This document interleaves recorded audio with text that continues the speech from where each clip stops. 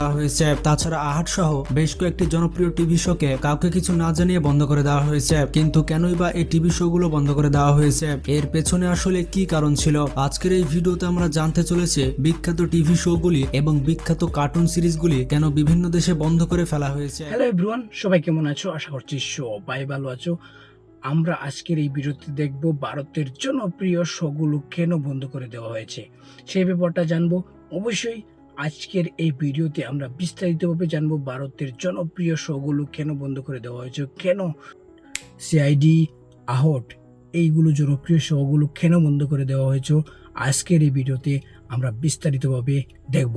তাহলে চলো শুরু করা যাক। শুরু করার আগে অবশ্যই আমাদের চ্যানেলটি যদি সাবস্ক্রাইব করে না থাকো তাহলে অবশ্যই চ্যানেলটিকে সাবস্ক্রাইব করো। আর যদি ভিডিওটি ভালো লাগে তাহলে অবশ্যই লাইক দিয়ে অবশ্যই আমাদেরকে মোটিভেট করতে পারো। তাহলে চলো আজকের ভিডিওটা শুরু করা যাক। নাম্বার 1, আহাট। এই হচ্ছে আহট।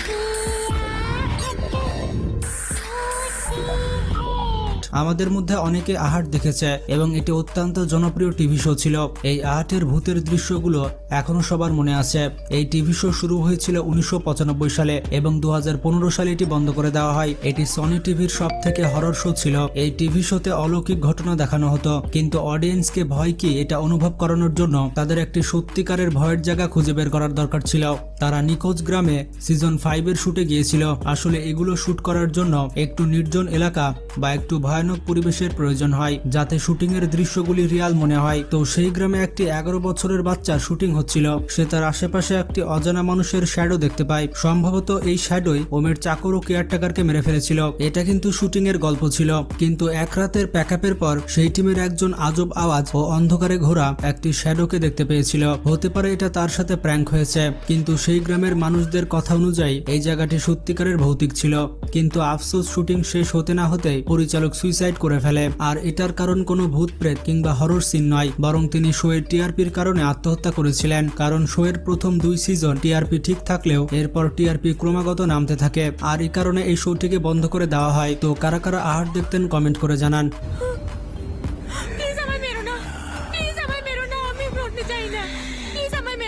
Number 2, CID.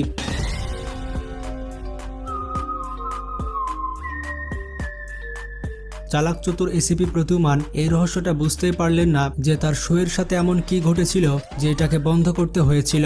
এসিপি প্রতিমান এই নামটি বাচ্চা থেকে বুড়ো সবাই চিনে। টানা 20 বছর ভারতীয় টেলিভিশনে রাজ করেছে সিআইডি।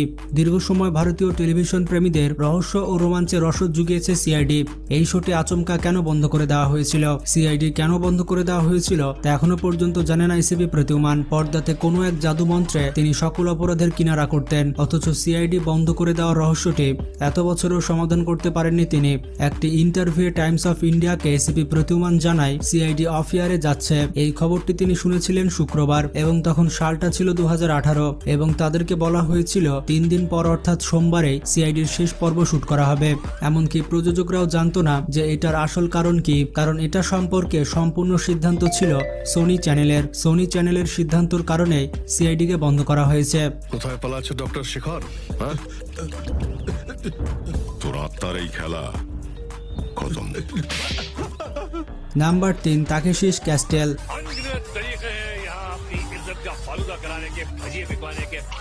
2015 সাল থেকে পোগো চ্যানেলে এডিট হওয়া এই শো জাপানিজদের এমন একটা শো যেটিকে মিলিটারি ট্রেনিং এর সামঞ্জস্য ধরা হয়েছিল। যেমনটা আপনারা শুনে থাকবেন, ভারতে এই শোটিকে ভয়েস ওভার করেছিল জাভেদ জাফরি। আর জাভেদের ফানি কমেন্টারি ও জোকসের কারণে ভারতে এই শোটি অনেক জনপ্রিয়তা অর্জন করে।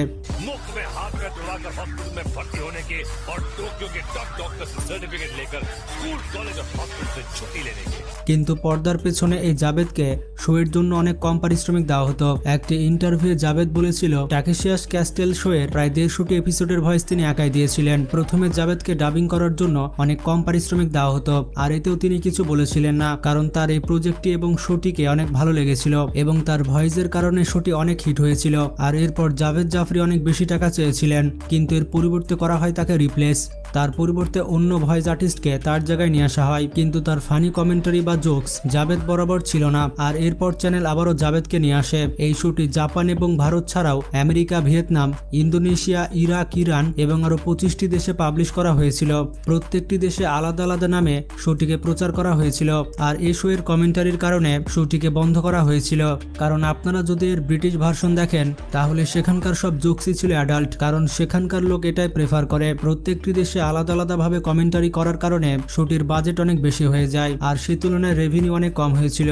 আর লসের মুখ দেখার কারণে 1990 সালের দিকে শোটিকে বন্ধ করে দেওয়া হয়। তো কারা কারা এই শোটি দেখতেন কমেন্ট করে জানান। कि जापानी सेनाओं के कमांडर ने मान लिया है कि इस शो में जीतना मिलिट्री की ट्रेनिंग करने से ज्यादा मुश्किल है।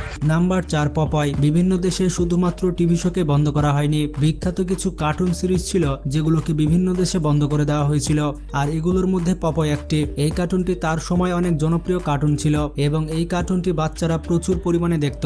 শুধুমাত্র এই কার্টুনকে দেখে তখনকার বাচ্চারা প্রচুর পরিমাণে পালং শাক খেত। শুধুমাত্র পালং শাকই নয়, যত ধরনের সবজি ছিল বাচ্চারা সব ধরনের সবজি খেত। ওই সময় আমেরিকাতে শাকসবজির উৎপাদন 35% বেড়ে গিয়েছিল। যেহেতু প্রত্যেকটি বাচ্চা পপয়কে অনুসরণ করত, তাই সেই কার্টুনটির ভালো অভ্যাসের পাশাপাশি বাচ্চারা খারাপ অভ্যাসও ধরে ফেলেছিল।